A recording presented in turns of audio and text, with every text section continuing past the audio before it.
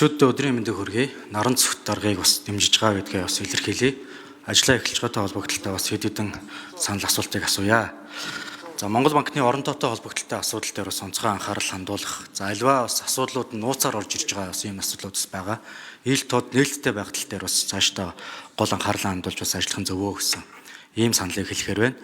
За ахмадын тэтгэврийн асуудал дээр бол уул нь бол төр одных оролцоод байгаа одоо сарын хугацааг нь их бага гэд ингэхгүйгээр өөрсдөө зээлээ авах тэр эрхийг нь бол олгох нь бол зүйтэй байгаамаа. Харин үндсэн асуудал руугаа бид бүхэн бас анхаарал хандуулахгүйгээр тодорхой энэ зээлийн хөө бууруулах, тэтгэвэр нэмэгдүүлэх гэдэг энэ асуудлуудаа голчилж одоо бас ярьж анхаарах хэрэгтэй байна гэдгийг би бас сануулъя хэлье. За ипотекийн зээлтэй холбогдлолтой олон асуудлыг бас манай гишүүд хэлж байна. Зөвхөн энэ орон сууцны реформ, сум орон нутагт байгаа иргэдийг дэмжих асуудал дээр бид нар бас дундын хувилбаруудыг гаргаж ирэх хэрэгтэй байгааг бас танд сануулъя хэлье. Ялангуяа одоо залуучуудын чиг хандлагууд бас их өөр болж байна. Ипотекийн зээл аваад 30% бүрдүүлээд 50 жил орчим одоо бас зээл төлөөд ингээд үндсэндээ амьдралын зорилго нь одоо бас зээл төлөх юм шиг одоо амьдардаг ийм үе бас одоо ийм өөр болж байна. Түрээсийн орон сууц төрийн албаа агчдыг дэмжих орон сууцны хөтөлбөрүүд яг бодит байдал дээр бол үндсэндээ бас зайлшгүй хэрэгцээтэй байна. Тэгээ сум болгон жил болгон нэг 10-аас доошгүй түрээсийн орон сууцыг нэмэгдүүлээд явах бодлогыг бас засгийн газар Монгол банк бас одоо тодорхой хэмжээнд бас цаашдаа хэрэгжүүлээд яваач гэдэг саналыг бас одоо байнгын ороогоор гаргаж өгсөн байгаа. Энийг бас та цаашдаа анхаарасай гэж үзэж байна. За хөдөө аж ахуйн салбартай холбогдлолтой тодорхой 3 асуултыг би бас асууя. За эдийн засгийг солонгоруулах манай Монгол улсын одоо бас хувьд давуу тал болж байгаа энэ салбаруудаа хөгжүүлэх чиглэлээр өнгөрсөн хугацаанд бол 2 тодорхой бас асуудлыг хийсэн нь бол хөдөө аж ахуйн салбарт олгож буй хөнгөлөлтөө зээлийн энэ боломж байгаамаа. Төсөөс 10 орчим тэрбум төгрөг гаргаад банкны их усрыг ашиглаж бид нэр түүнийг багадаа одоо 10 дахин нэмэгдүүлж 100 орчим тэрбум болгож одоо өсгөж байгаа ийм одоо олон улсын бусад улсууд хэрэгждэг ийм бас туршлага. Тэгэхээр энэ хөнгөлөлтөө зээлийн үйл ажиллагааг үргэлжлүүлэх үүн дээр барих одоо бодлогын асуудлыг бас би цаашдаа одоо ямар байх вэ гэдэг асуулт байгаа юм. За мөн одоо энэ хөдөө аж ахуйн салбарт хэрэгжиж байгаа энэ бодлого үйл ажиллагаа аль нэгэн улс төрчдөөс хамаарж мөн улс төрийн одоо тодорхой энэ сонирхлоор дэмжин дэмжихгүй болин болохгүй гэдэг энэ тогтвортой биш ийм байдалтай бас үргэлжлээд байгаамаа. Тэгэхээр цаашдаа энэ салбарыг хөгжүүлэх тодорхой санхүүгийн их усрыг одоо бий болгох чиглэлээр төрөлдсөн банкуудыг одоо бий болгож явж байгаа олон улсын туршлагууд байна. За энэ хөнгөлөлтөө зээлүүдийг одоо үндсэндээ үргэлжлүүлэх чиглэлийн бас энэ туршлагуудыг бас хэрхэн хэрэгжүүлж болох вэ гэдэг ийм одоо бас асуултуудыг асууя. За нийслэлийн ерөнхий боловсролын 13 дугаар сургуулийн гадаад хэлний багш нар улсын их хурлын үйл ажиллагаа төрийн ордондоо танилцж байна. За багш нартаа ажлын амжилт сайн сайхныг хүсье.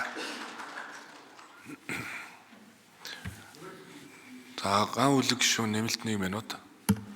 Тэгэхээр хоёрт нь бол энэ хөдөө аж ахуйн ер нь төрөлсөн банкуд дээр ямар байр суурьтай байх вэ? Ялангуяа хөдөө аж ахуйд агнсан ийм бас банктай байх нь зөв үү?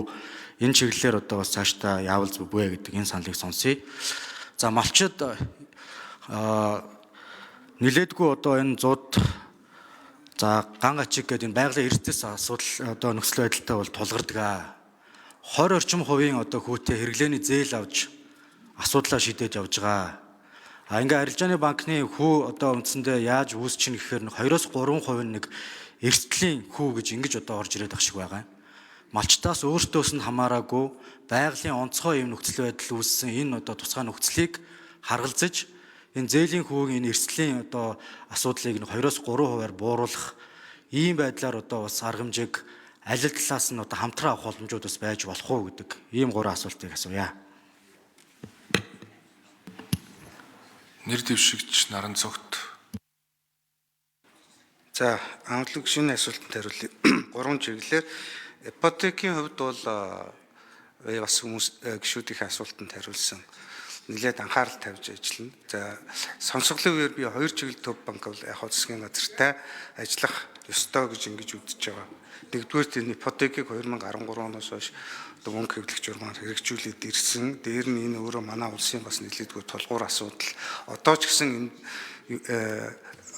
үйл ажиллагаанд хөтөлбөрт оролцоод явж байгаа учраас энийг харин зөв болгоё. Нарийн фокустай болгоё. За нэмэлт зах зээлийг хөгжүүлэхэд төв банк бас дэмжлэг үзүүлж ажиллая гэдэг ийм чиглэлтэй. Нөгөө чиглэл бол дунд хугацаанд энэ экспортын орлогыг нэмэгдүүлэх чиглэл дээр бол стратегийн түнш бодлогын одоо зохицуултынхаа хүрээнд бас энэ боломжийг нэмэгдүүлэх, хүүсвэр урт хугацаатай хөнгөлөлттэй хүүсвэрүүдийг бүрдүүлэх тэр боломж дэд бүтцээр дэмжлэг үзүүлэх журмаар бол ингээд хамтарч ажиллах юм зүйтэй гэсэн ийм л хоёр чиглэл байгаа. Тэгээ та бол энэ асуудлыг хувилангийн ингээд хөндлөө.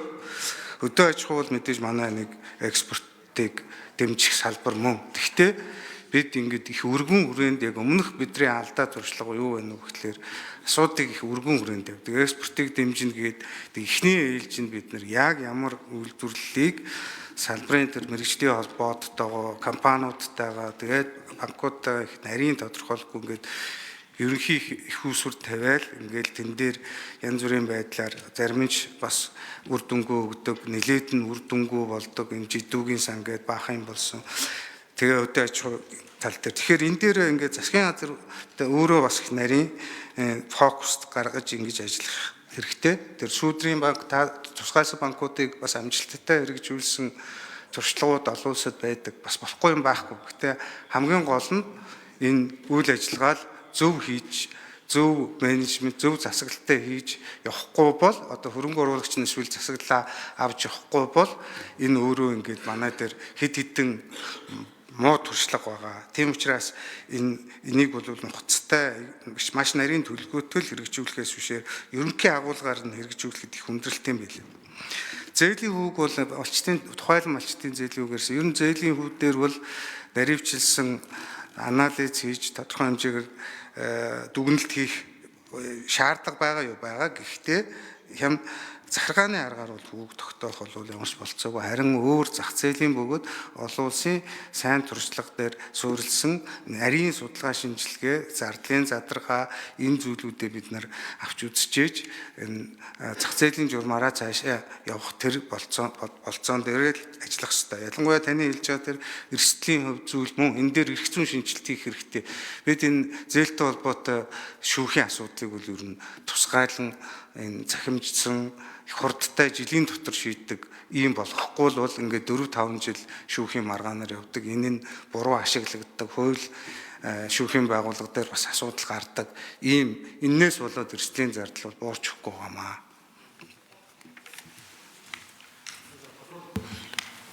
Ган үлэг гишүүн тодруулна.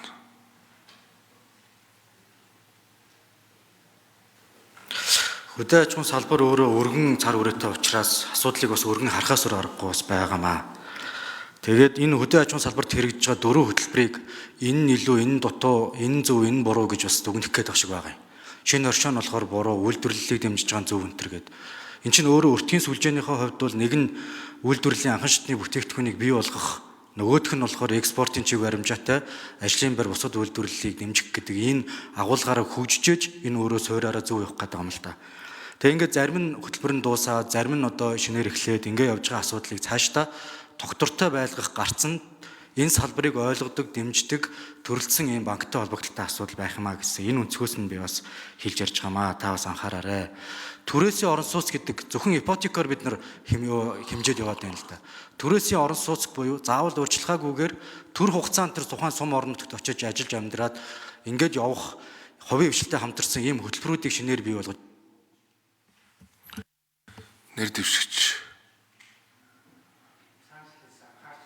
нэр дэвшигч анхаарч ажиллах хэрэгтэй. Даваа хүүгийн